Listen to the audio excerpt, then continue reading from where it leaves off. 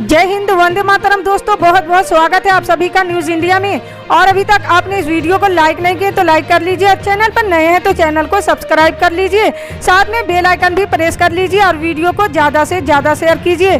तो चलिए दोस्तों, आप सभी को बता दें कि उत्तर प्रदेश में विधानसभा चुनाव के नतीजे आने से पहले ईवीएम को लेकर चारों तरफ रार मच गई है। वाराणसी से लेकर बरेली तक ईवीएम के मुद्दे पर हंगामा जारी है।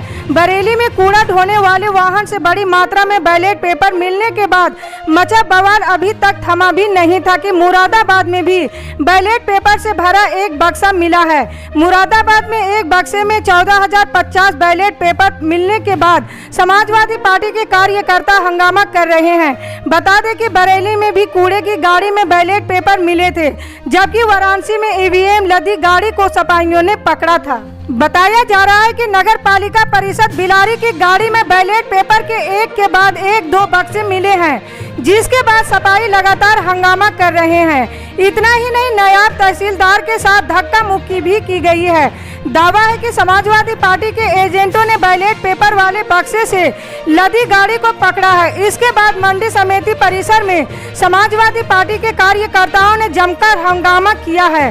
सपाइयों ने एसडीएम बिलारी और तहसीलदार बिलारी पर चुनाव में धांधली का आरोप लगाया है। फिलहाल सपाइयों के हंगामे के बीच एसएसपी, डीएम, एसडीएम सहित भारी पुलिस बल मौके पर मौजूद है।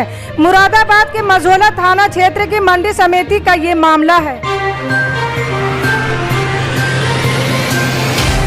उत्तर प्रदेश में विधानसभा चुनाव के नतीजों से पहले वाराणसी को लेकर जारी बवाल के बीच बड़ी खबर सामने आई है। अखिलेश यादव की ईवीएम चोरी के आरोप पर चुनाव आयोग ने एक्शन लेने के मूड में है। चुनाव आयोग के सूत्रों की माने तो वाराणसी में ईवीएम पर हुए बवाल को लेकर एडीएम इनके सीन पर गाज गिर सकती है और उन्हें तुरंत सस्पेंड किया जाएगा।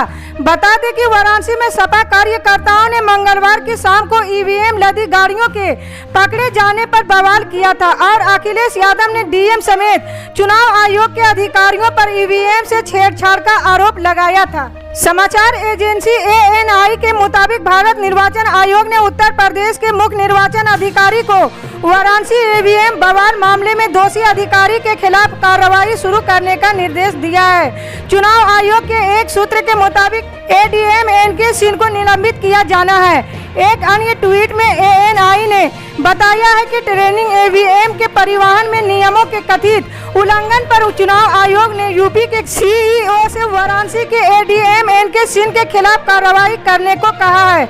यूपी के मुख्य चुनाव आयुक्त उसके अनुसार कार्रवाई करेंगे।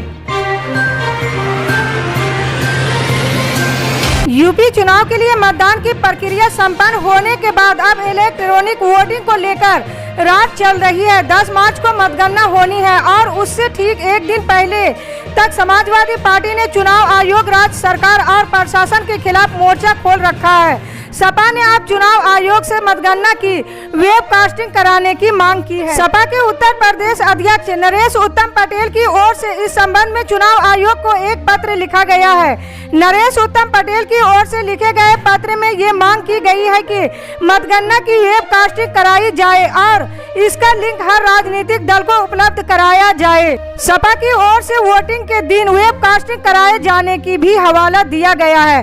सपा के प्रदेश अध्यक्ष ने कहा है कि वोटिंग के दिन यूपी के हर विधानसभा क्षेत्र के करीब 50% पोलिंग बूथ से वेबकास्टिंग कराई गई। वेबकास्टिंग का लिंक भारत निर्वाचन आयोग, मुख्य निर्वाचन अधिकारी और जिला निर्वाचन अधिकारी को दिया गया था।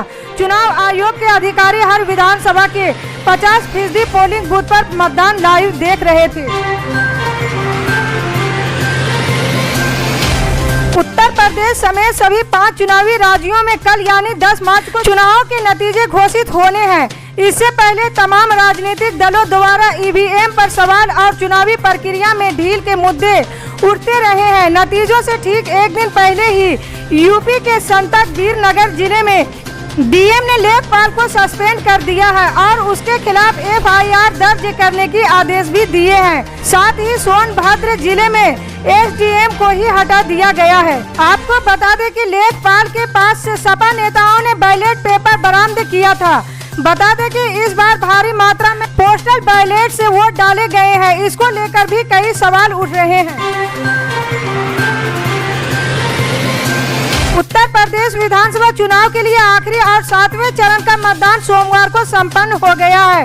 विभिन्न सर्वे एजेंसियों और मीडिया संस्थानों ने एग्जिट पोल में बीजेपी को आसानी से सरकार बनते हुए दिखाया है। इसके बाद से नेताओं की प्रक्रिया भी आनी शुरू हो गई है। भारतीय किसान यूनियन के राष्ट्रीय अध्यक्ष और बलियान खाप के चौधरी नरेश टिकैत ने धमकी भरे बयान दिए हैं। उन्होंने कहा है कि 10 मार्च को सभी को अपनी वोट की निगरानी करनी है। ये देखना है कि जिसको वोट दिया था उसे मिला है या नहीं। साथ ही उन्होंने धमकी देते हुए कहा है कि अगर मतगणना के दिन काउंटिंग में धांधली हुई और उसके बाद हालत बिगड़े तो इसके लिए शासन प्रशासन जिम्मेदार होगा। उन्होंने कहा है कि मतगणना पूरी तरह से निष्पक्ष और पारदर्शी होनी चाहिए। उन्होंने आह्वान करते हुए कहा है कि मतगणना के दिन सभी लोग एकजुट रहें, कानून के दायरे में रहकर धांधलीबाजी का पुरजोर विरोध करें। उन्होंने कहा कि विजय जुलूस से भी परहेज करें। धारा 144 को लेकर नरेश टिकैत ने कहा कि प्रशासन धारा 228 भी लागू कर दे तो उसे कोई फर्क नहीं पड़ता। किसान ट्रैक्टर पर अपनी वोट की निगरानी के लिए आएंगे। हमारा मकसद शांति व्यवस्था को खराब करना नहीं है, लेकिन लोग एकजुट होंगे तो प्रशासन पर दबाव रहेगा कि वो निष्पक्ष मतगणना कराएं। सरकारी कर्मचारियों की पेंशन लागू करने की मुख्यमंत्री अशोक गहलोत के फैसले का अनुसार अब देश भर में होने लगा है। अन्य राज्यों की सरकारों भी अब इस दिशा में कदम उठाने लगी है। छत्तीसगढ़ के मुख्यमंत्री भूपेश बघेल ने अपने राज्य बजट में कर्मचारियों के लिए पुरानी पेंशन नीति लागू की है। छत्तीसगढ़ सरकार के इस फैसले के बाद उम्मीद की जा रही है कि देश के अन्य राज्यों में भी जिस तरह से इस फैसले को लेकर राज्य सरकारों पर दबाव है, निर्णय लिया जाएगा। राजस्थान प्रदेश कांग्रेस के अध्यक्ष गोविंद सिंह डोटासरा ने छत्तीसगढ़ के मुख्यमंत्री को बधाई देते हुए कहा है कि कर्मचारियों के हितों का ध्यान रखते हुए अभूतपूर्व निर्णय लेने वाली राजस्थान की कांग्रेस सरकार की तर्ज पर छत्तीसगढ़ के मुख्यमंत्री ने राज्य बजट में कर्मचारियों के लिए पुरानी पेंशन लागू करने के बाद कांग्रेस की न्यायोचित नीति को आगे बढ़ाने का काम किया है।